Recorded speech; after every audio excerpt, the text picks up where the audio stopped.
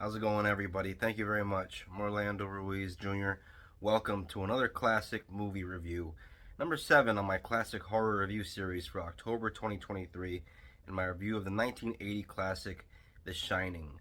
Directed by Stanley Kubrick, based on the 1977 book from Stephen King, and starring the great Jack Nicholson in the role of Jack Torrance, co-starring Shelley Duvall as Wendy.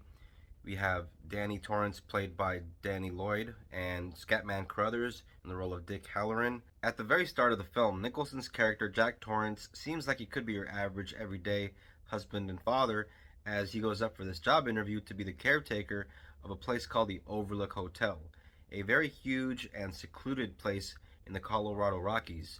And he is a writer. He's looking for a place to start an outline for his new book, and he is also a recovering alcoholic.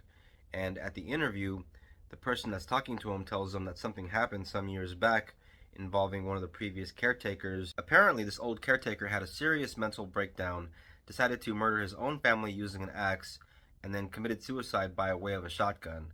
And upon hearing this very disturbing and morbid story, Nicholson's character takes the job anyway.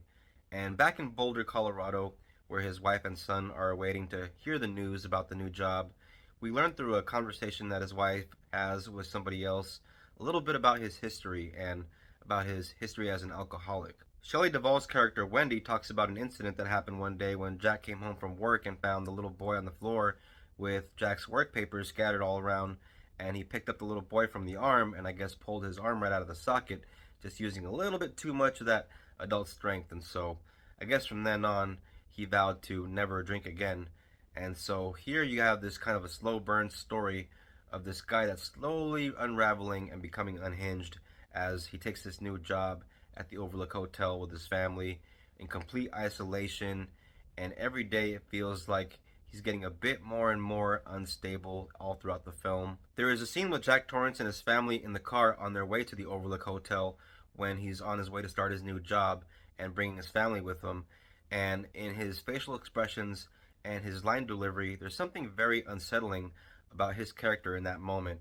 And it's very early in the film you can tell there is something off about this guy. Before we even get to the hotel, the movie lets us know that there are some things about the little boy Danny that are a bit unusual compared to your normal average everyday kid, in the way that he likes to do this a lot and talk to his finger, and he calls it Tony, and his mother chalks it up as an imaginary friend. But pretty soon it's revealed that this little boy has more than imaginary friends. He has the ability to read other people's minds, and every now and then he can see visions. And later on, when they get to the hotel and they're greeted by the character of Dick Halloran, played by Scatman Crothers, who gives Wendy and Danny a tour of the hotel, he finds out that there are other people like him. There is a scene where Dick Halloran gives young Danny some ice cream, and they have a conversation where he reveals to him that he and his grandmother used to have conversations without ever saying a word, just using their minds, and his grandmother referred to it as shining. And in this scene, he also warns Danny to stay away from room 237, something that comes up later on in the movie, one of the very spooky moments in the film. And throughout this movie, there are moments where this hotel feels like it has a life of its own and definitely feels like a character within the film. As soon as the Torrance family are all alone in this huge hotel, it doesn't take very long for Jack Torrance to start showing signs of becoming more and more irritable, especially around his wife.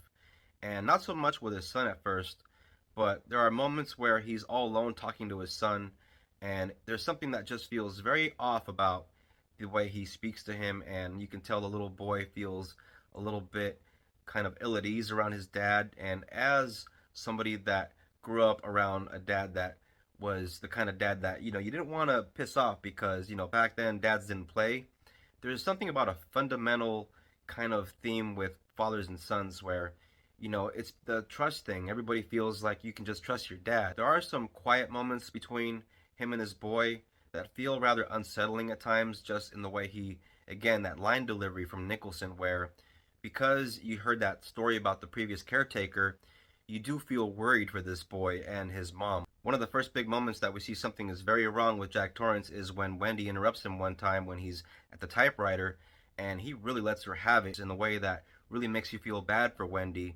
And the more the film goes on, we see that this isn't normal, and people don't really usually act this way, but it's not really him. It's something to do with the hotel, and plus the fact that he is a recovering alcoholic who really could use, just a little maybe taste. Pretty soon, towards the third act of the movie, Jack has his own mental breakdown, and then his wife and child are in serious peril. And this movie doesn't have a huge body count, but this movie isn't about having a body count. It's really about that fear of somebody that's supposed to be there for you as, a father or a husband, and it's somebody that you actually have to worry about, that you live with.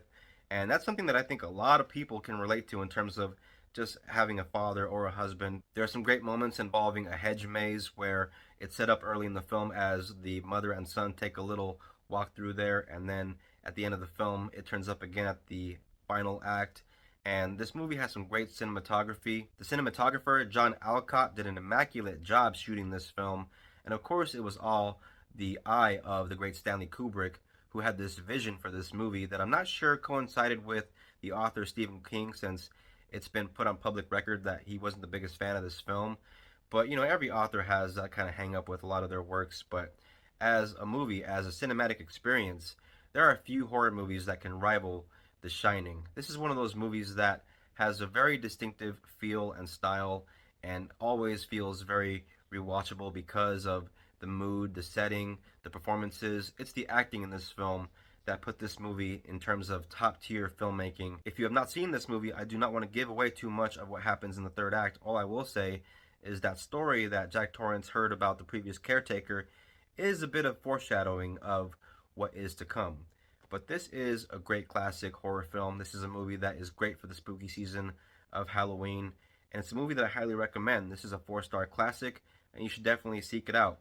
This is a movie that you can find on streaming, but I'm sure that you can also find yourself a hard copy. Get them while you can.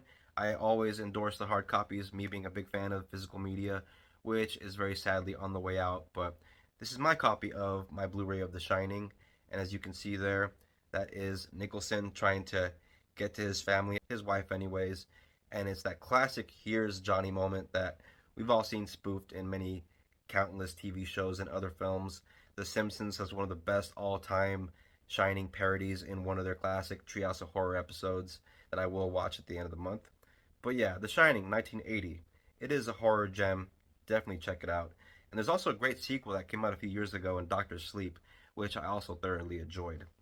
Thank you all very much for watching this classic movie review. I very much appreciate you. If you're into this kind of thing, if you're a new viewer, hit the bell, subscribe. Please don't forget to share, comment, and like. It really helps out the channel. If you're a returning viewer, thank you very much for your support. I very much appreciate it. Everybody take care of each other. Peace out. God bless. Till next time.